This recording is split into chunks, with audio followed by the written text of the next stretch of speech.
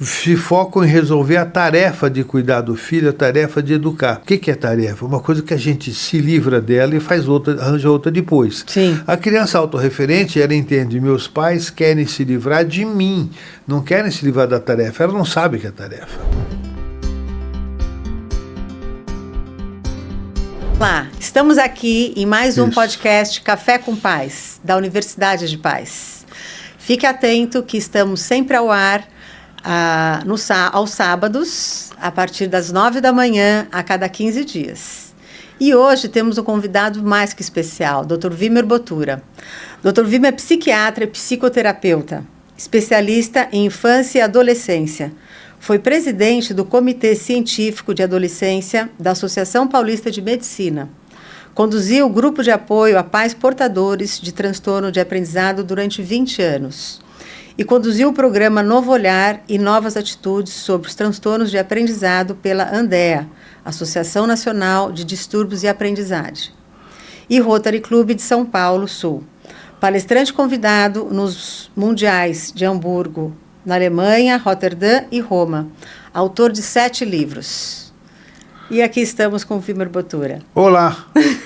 Olá, Ana Luísa. É uma satisfação estarmos aqui apresentando para a comunidade a nossa Universidade de Pais, que eu tive a honra de ser convidado a você para ser cofundador.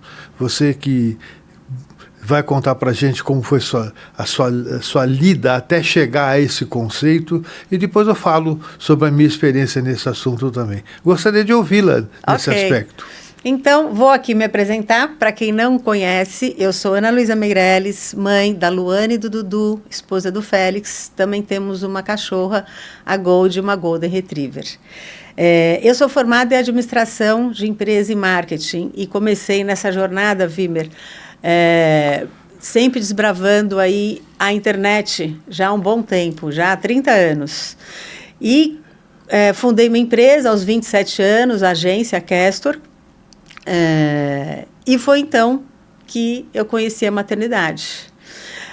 E nesse momento, eu como mãe e empresária, foi um desafio enorme, tanto no sentido como eu tinha que manter a empresa e os meus funcionários e toda a equipe, e ao mesmo tempo ir descobrindo todos esses desafios da maternidade. Então, vê que é interessante, a maternidade mudou sua vida, certo? Sim. Então, o que me levou a chegar a trabalhar com orientação de pais, né, que hoje nós chamamos de treinamento parental, parentalização, foi exatamente conhecer quanto o nascimento de um filho, ou a possibilidade do nascimento de um filho, muda a história de vida das pessoas, das mulheres e dos homens. Eu ouvia no meu consultório, por exemplo, um homem dizendo assim: eu estava na estrada a 140 por hora, por algum motivo. Ele fala, mas eu estava sozinho, porque se eu tivesse com filhos, eu ia mais devagar. Essas falas iam me sensibilizando, ou seja, filho muda a vida das pessoas, muda a vida dos homens. Isso foi me fazendo pensar sobre essa questão. Isso já nos anos 80. Eu havia saído do Hospital das Clínicas em 77. Lá para os anos 80, atendendo pessoas, fui tendo essa experiência. E então comecei percebendo quanto a paternidade mudava a vida das pessoas e também quanto a atuação dos pais gerava o adoecimento, a má atuação, e quanto a atuação dos pais ajudavam nos tratamentos. Aí surgiram muitas pesquisas mostrando que quando uma criança tem um problema e ela é levada ao psiquiatra ou ao neurologista infantil para tomar medicamento e não é acompanhada por uma terapia ou por uma orientação de pais, muitas vezes a pessoa ou não melhora ou melhora menos do que pode. As pesquisas foram mostrando que sempre que houver a interdisciplinaridade, participação dos pais, psicoterapia, o tratamento medicamentoso quando indicado, as crianças têm melhora. Isso foi me levando, então, a pensar na questão da paternidade, que acaba sendo o que nos aproxima. Sim, né? E eu vejo que é muito importante isso. Bom, e nessa minha jornada, tentando equilibrar tudo isso, eu comecei a ver, de repente, eu me vi gritando com a minha filha pequena, e eu percebi que não era aquele caminho que eu queria. Mas se não era esse caminho, que caminho que era? Se eu não conhecia outro, porque, na verdade, a gente carrega muito esses exemplos que a gente tem. E, para isso, eu fui estudar. E nessa jornada, quando eu fui procurar informação, eu fui vendo que não era fácil encontrar conteúdo sobre a parentalidade. Então, comecei a participar de um evento, de outro, até que eu fui fazer uma formação de coach parental. E desse coach parental, fui fazer uma especialização em disciplina positiva, a maternidade como um portal de cura, educação respeitosa, e até chegar realmente numa formação da parentalidade consciente da Academia de Portugal e como uma pós-graduação já em inteligência emocional e educador parental. E hoje eu atuo como orientando famílias que buscam uma relação com mais equilíbrio, com mais harmonia, e nós vamos entendendo cada vez mais isso, como isso vai transformando as nossas relações com nossos filhos e também pessoalmente e até profissionalmente. Então, isso também mudou a minha relação no ambiente de empresa, a forma como eu passei a lidar com os meus funcionários, com a equipe. É muito interessante todo esse desenvolvimento, né, Wimmer? Sim, porque quando você entende a questão da relação pais-filhos, a relação entre pessoas melhora. A gente foi educado muito no sentido crítico, com muita humilhação. A humilhação fazia parte da educação. Sim. O castigo, a punição gratuita. Muitas vezes os pais punidos nem percebendo por quê, faziam achando que estavam educando, mas na verdade estavam expondo sentimentos inadequados deles mesmos naquela criança. Isso eu estou falando e eu mesmo descobri que eu fazia isso. A gente precisa olhar para essa questão. Aí a gente estuda, conversa com pessoas e vê que existe hoje um movimento quase mundial de várias formas semelhantes sobre disciplina positiva, comunicação não violenta, várias vertentes de um pensamento novo. Sim. Que muda a história da sociedade. Eu, nos anos 80, tive contato com uma literatura muito importante de uma autora francesa chamada Elisabeth Badinter, que escreveu 2 livros que na época que eu li, ela escreveu mais depois, mas esses 2, um é o outro e o outro chama Um Amor Conquistado. Esses 2 livros ela relata a história do desenvolvimento da sociedade, mostrando que quando se descobre a paternidade, a sociedade que era nômade passa a ser uma sociedade que se fixa. E aí surge toda essa estrutura social que vivemos hoje. Eu tenho pesquisado muito sobre esse assunto e a grande maioria dos historiadores, antropólogos, eles falam da agricultura, da descoberta do fogo, da roda, do arado, mas nenhum deles quase fala sobre a descoberta do afeto, do amor, da relação pais-filhos. A Elisabeth Badinter é a primeira que cita e que fala sobre isso, e ainda acho que hoje, estou lendo livros recentes sobre isso, as pessoas passam batidos sobre esse tema. E eu entendo que a maior descoberta científica do ser humano ao longo do tempo, que mais mudou a sociedade, foi a descoberta da paternidade. Só que as pessoas pensam que a paternidade sempre existiu. Não é verdade. Então, isso é muito importante. A primeira descoberta foi a descoberta da paternidade. Daqui a pouco eu falo as outras 2 descobertas fundamentais também. Mas é isso que nos aproxima, Ana. Sim. Para criar a Universidade de Pais. Porque é o seguinte, olha, a coisa mais difícil que é na vida de quem tem filhos é educar filhos. E hoje eu vejo muita gente falando sobre isso, pondo um peso, uma carga. Olha, se teu filho não for isso, vai dar naquilo, e não sei o que lá, aquela coisa assustadora, aquela coisa ameaçadora que os pais ficam com mais medo do que com felicidade na relação pais-filhos. Isso está errado. Isso está errado. Nós precisamos dar para os pais informações, tranquilizá-los, para que eles possam exercer uma parentalidade, uma parentalização mais serena, sem essa visão catastrófica assustadora. Hoje a informação deve servir para tranquilizar aos pais, dar subsídios para relações mais tranquilas, mais saudáveis, e não para criar medo. E é isso também uma coisa que nós temos bastante afinidade. É verdade, Wimmer. E eu percebo, para mim, como foi realmente essa mudança. A partir do momento que você começa a ter um pouco mais de conhecimento sobre relações, sobre o olhar para o outro, aceitar o outro como ele já é, tirar um pouco de expectativas, ouvir mais o outro, aonde você começa a pensar mais em criar uma relação e não só educar. Quando a gente pensa nossas relações com amigos, com parceiros de negócio, normalmente a gente tem uma relação muito respeitosa. Aí parece que naturalmente, quando você vai ter uma relação com um filho, você vira uma autoridade, o filho vira um ser pequeno, aonde você que manda naquela relação. Agora, se você cultiva uma relação e olha, e equilibra, e entende que aquele ser, ele está se desenvolvendo, e nessa fase da primeira infância, né, que vai até os 6, 7 anos, é a fase mais importante.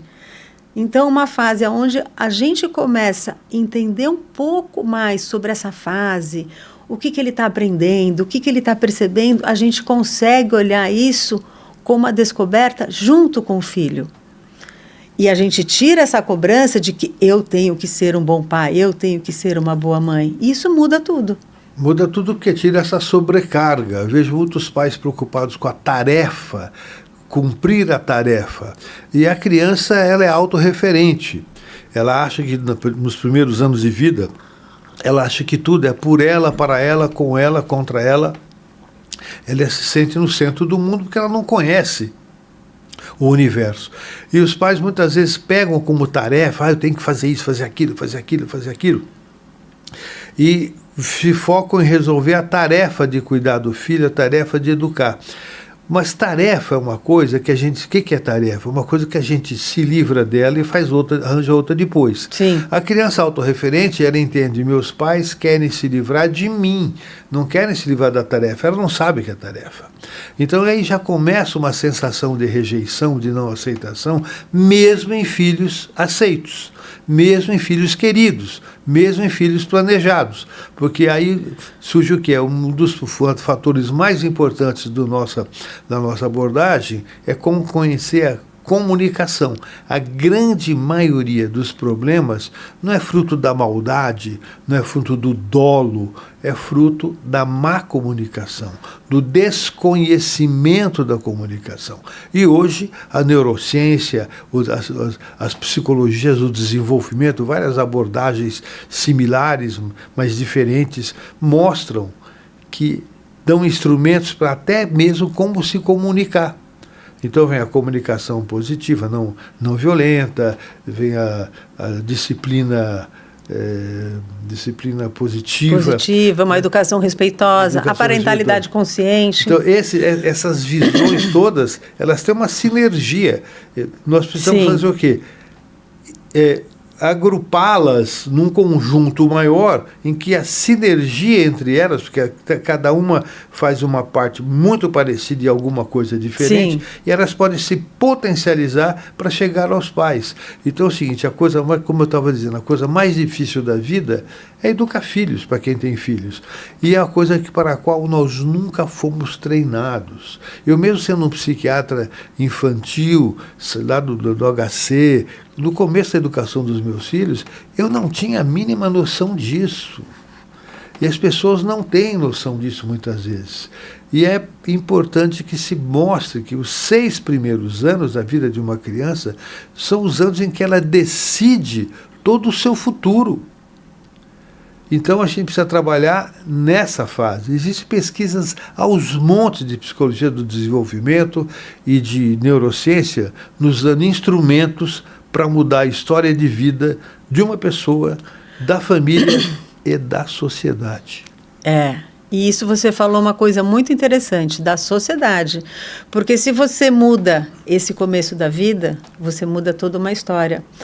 E quando vemos países, principalmente os países nórdicos, na Suécia, Dinamarca, onde já fizeram grandes estudos percebendo de como a sociedade realmente se desenvolve melhor quando a primeira infância é cuidada. E por isso, eles já têm, hoje em dia, uma licença maternidade e paternidade conjunta, onde, na verdade, os pais dividem essa licença. Então, acho que são cerca de 365 dias, um ano e meio, e a mãe, então, por exemplo, ela fica um tempo com o filho em casa, e depois é o pai que fica um tempo em casa, porque isso também dá essa oportunidade de desenvolver essa relação e dá realmente todo esse cuidado que esse bebê, essa criança precisa. Então, existem pesquisas mostrando que em famílias em que as pessoas realmente dialogam, porque dialogar, pessoal, é diferente de eu ouvir, de eu esperar o outro acabar de falar. Escuta, processamento da informação é diferente de esperar o outro acabar de falar. Então, assim, diálogo, eu devo admitir a possibilidade de mudar de opinião ouvindo o outro, inclusive a criança. Então, nos ambientes em que há verdadeiro diálogo, a verdadeira escuta, as crianças crescem com maior repertório de informações para resolver situações conflituosas, situações difíceis, que estarão expostas ao longo da vida. Todos nós estamos expostos e todas as crianças também estarão dispostas a desafios, a situações conflituosas na vida, até porque os conflitos que surgirão amanhã nós não conhecemos hoje. Mas se as pessoas têm instrumentos para lidar com isso, elas vão minimizá-los ou resolvê-los. Isso se deve, então, a uma primeira infância em que haja escuta, diálogo verdadeiro, atenção na pessoa e menos interferência, que às vezes os adultos interferem muito de forma equivocada na relação com as crianças. Sim. Sempre com boas intenções, porque é muito importante. A gente considera que os pais não erram por má intenção.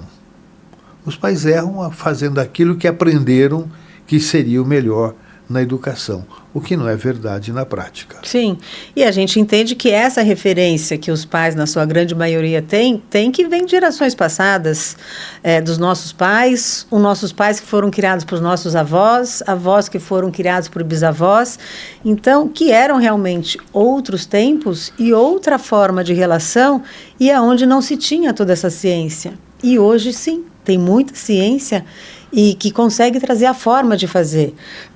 Então, quando se fala exatamente esse ouvir, com o intuito realmente de ouvir o que o outro tem a dizer, quantas vezes talvez não ouvimos, eu mandei você só pegar, não mandei você pensar.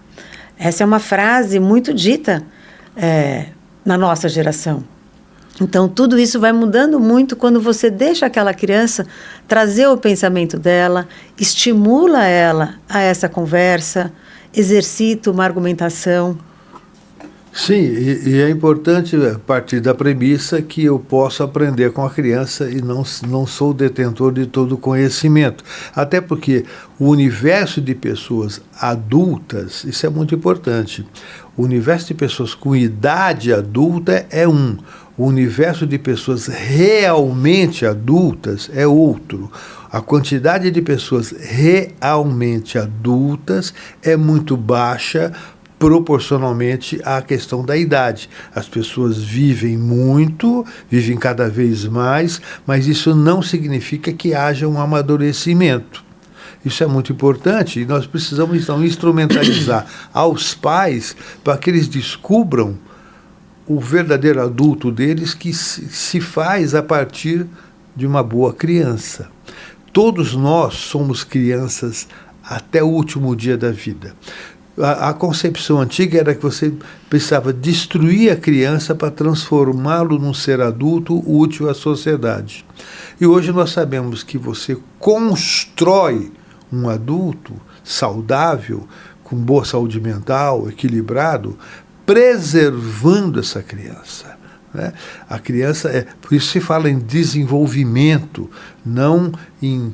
A vida nossa tem que ser vista como um filme, um romance, que tem um passo atrás do outro, uma passagem atrás da outra, não como uma série de slides cortados, como se assim, meu filho adolescente é um problema. Não, ele até é, ou até está, mas isso tem uma história que vem se desenvolvendo que os pais desconhecem. Então eu criei um conceito chamado enredo de vida. Esse conceito, na verdade, vem de Eric Berne, que foi um psicanalista muito importante, que criou a análise transacional nos anos 50, mas a gente vai aprimorando esse conceito. Então, todos nós vivemos um enredo, uma novela, que pode perfeitamente ter um grau de previsão sobre as possibilidades ruins ou boas do futuro e pode ser mudada para melhor. Sim. E é muito interessante quanto mais a gente cultiva essa relação. Por exemplo, na parentalidade consciente se fala do igual valor, ou seja, quando você vê realmente o outro, essa criança, com essa igualdade. E quando você passa a desenvolver essa relação com troca, com estímulos, com essa escuta, é muito interessante mesmo como a gente também vai aprendendo. Sim, eu costumo dizer o seguinte, né? Eu não sei se meus pacientes melhoraram tratando comigo, mas eu melhorei muito tratando deles. Eu aprendo com as pessoas, né? E muito do que eu estou falando aqui eu aprendi com as pessoas que me deram a possibilidade de tratá-las, de lidar com elas e aprender com elas. Uhum. E a gente aprende com os filhos também. Sim, né? sim. Isso é muito importante. Ninguém detém o conhecimento como um todo. Né? Então a gente tem que ter essa humildade, nem sei se chega a ser uma coisa tão assim, mas é isso. Nós precisamos ouvir as pessoas e pensar nas pessoas. Eu observo muito nas novelas e nos filmes em que tem a figura da empregada. Geralmente, nessas novelas e nos filmes, as pessoas mais equilibradas, mais ponderadas, são as empregadas. Repara isso. Né? Elas que têm sabem lidar com as situações, são mais sábias que os doutores, que os professores, que aparentemente os empresários. As novelas mostram um lado que é muito interessante. A gente precisa aprender com as pessoas. É verdade. Que são da vida, né? Não são dos livros só, são da vida. São da vida. Né? E que conseguem ver de fora e se envolvem, inclusive emocionalmente, nas relações, né? Sem dúvida. Né? Então, mas a gente precisa falar aqui hoje, fechando a nossa fala aqui, por que estamos aqui? Sim. Por que a Universidade de Paz? Acho que nós temos uma finalidade nisso. É verdade. Né? E exatamente, quando eu falo, ou seja, e percebo, eu aqui... como uma mãe empresária, como essa jornada de aprendizado foi me transformando, como foi trazendo leveza para a minha relação, tanto pessoalmente, tanto para a família e profissionalmente, e disso, ou seja, do meu conhecimento que eu tenho de plataformas digitais, eu falei, gente, eu tenho que compartilhar isso. Como que eu vou compartilhar? Porque se isso mudou para mim, é isso que eu desejo, que as famílias possam ter acesso à informação, a recursos que vai trazer leveza para as relações familiares, vai trazer mais conforto, mais segurança e vamos conseguir desenvolver melhores seres humanos para a sociedade, porque está na base da sociedade. A família é a base da sociedade. É onde as crianças nascem, é onde a gente tem a grande oportunidade de fazer grandes mudanças.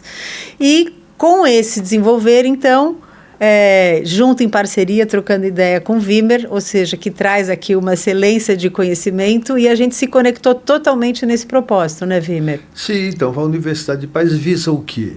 Visa trazer informações importantes, consistentes, bem embasadas para pais e treinar profissionais para o exercício do treinamento parental, da orientação parental, trazendo informações da neurociência, psicologia do desenvolvimento e todas essas vertentes decorrentes desse conhecimento. Então existe Porque, na verdade, gente, o que muita gente sabe, o que fazer. Precisa melhorar a sociedade com a educação, melhor relação pais-filhos. Mas hoje nós já conhecemos o como.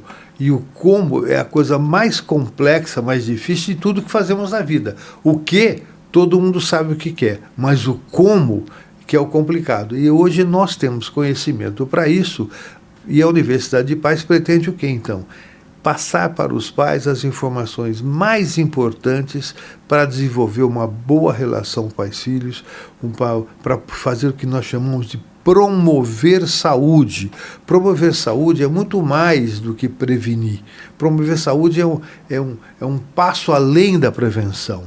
Então, e tudo isso começa com os tratamentos, o conhecimento vai surgindo e hoje nós sabemos como promover saúde. E a Universidade de Pais tem essa finalidade, atender aos pais diretamente, aos profissionais que vão desenvolver essas atividades, através do quê? Dos nossos eventos, através de contatos com empresas que queiram proporcionar aos seus funcionários um treinamento parental que reverterá com certeza em benefícios para a própria empresa, no sentido de ter pessoas que vão ter menos problemas familiares que seguramente, quando os têm, atrapalham o seu desempenho profissional e reverberam na empresa. Então a gente quer dar instrumentos para isso. Isso significa uma mudança na vida da pessoa, da família e da sociedade. Sim, é isso. É isso.